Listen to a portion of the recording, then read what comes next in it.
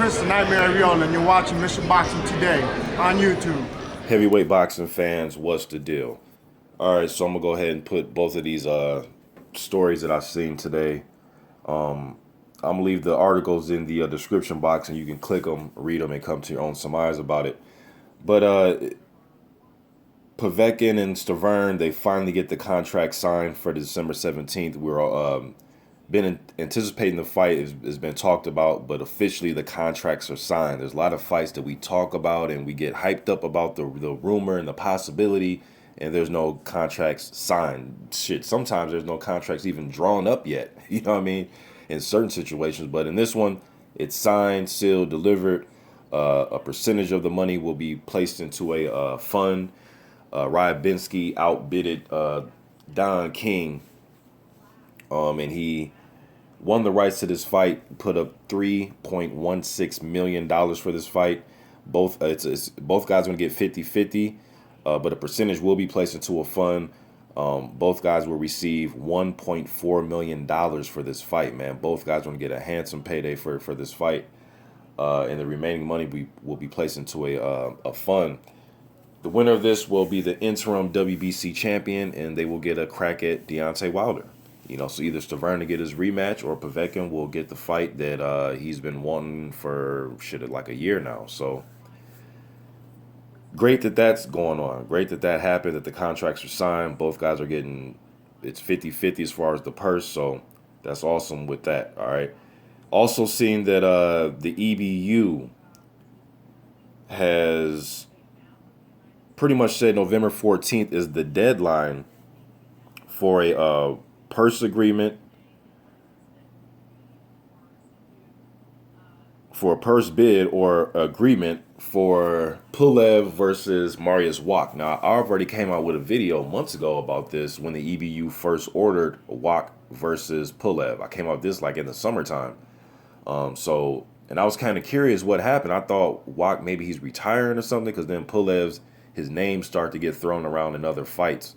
The Joshua fight. This is like the end of the summertime, like the Joshua fight and in other fights went on.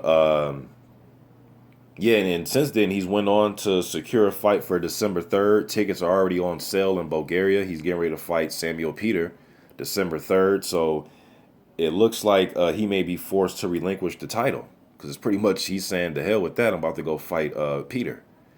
So I don't know if he's going to work something out with the EBU. I'm not sure, man, but it looks like that he may get stripped of that title.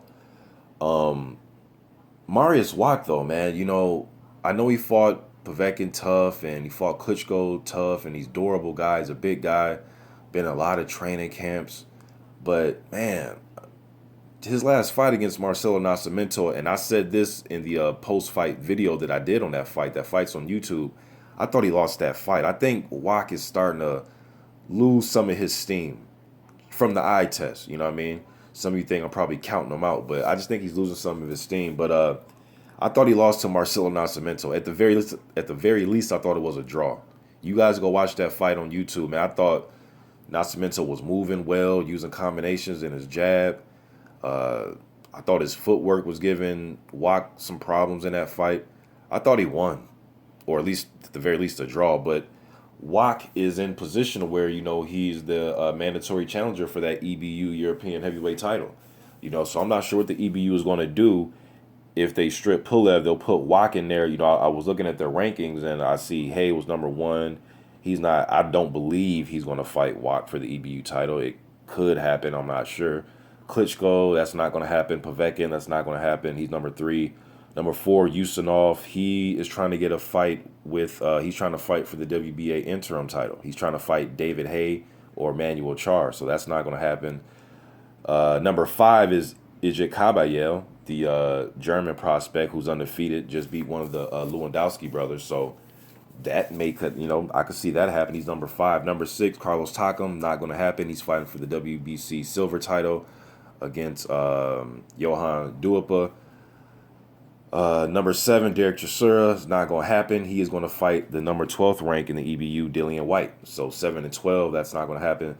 So then you look at the other guys who may be available. Like I said, number 5, Ajay Kabayel. Number 8, Helenius. I heard some rumors about, I can't remember who Helenius is getting ready to fight. I know he's gonna be back in action. I'm not sure against who. I can't think of that right now. Huey Fury's number 9. I could see that possibly happening. David Price, number 10. He's chasing the Anthony Joshua IBF title shot, but Joshua's getting ready to fight Molina. And Price, from the looks of it, looks like he's trying to get a title shot, and in between his title shot, he's going to take on guys to so he can get in the ring and, quote, stay busy. That's just what it seems like. I'm just going off what I've seen from him since he's came back. You know what I mean? So I'm not sure if Price will take that fight. I think it'd be a good fight for him to win that EBU title. Edmund Gerber's number 11. Andre Rodriguez number 13. So I think it'd be somebody that I mentioned that's not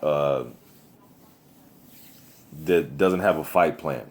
Caballel, maybe Helenius, maybe Huey Fury, Price, Gerber, Rodriguez, somebody like that. But I guess we'll see what the EBU is going to do. Hey, maybe they'll just accept Pulev fighting Samuel Peter and they'll keep him the champ, and then they'll work out something with him and Wach later. But I don't know, man, because Pulev is due to face the Joshua versus Molina winner for the IBF. He had that mandatory position behind Joseph Parker. But Parker, the IBF said if he takes on, he fights for the WBO title, his ranking, his mandatory position is gone. So now that elevates Pulev as the next mandatory. You know what I mean? He would have been the next in line regardless had it been Parker versus Joshua. He was going to get his shot regardless. So I'm not sure he's too worried about an EBU title right now, but I did hear him say, when they were offering the Joshua fight months ago, like in the summer when they were trying to get him and Joshua scheduled, I did hear him say that, he wants to defend his EBU title, his European title. I don't know, man. I guess we'll just have to wait and see what's going to go on. You hear so much from all the different camps, so I guess we'll see what's going to happen, man. But I'm just getting that news out there to you heavyweight fans. Let me know what you think in the comment section, man. I'm out.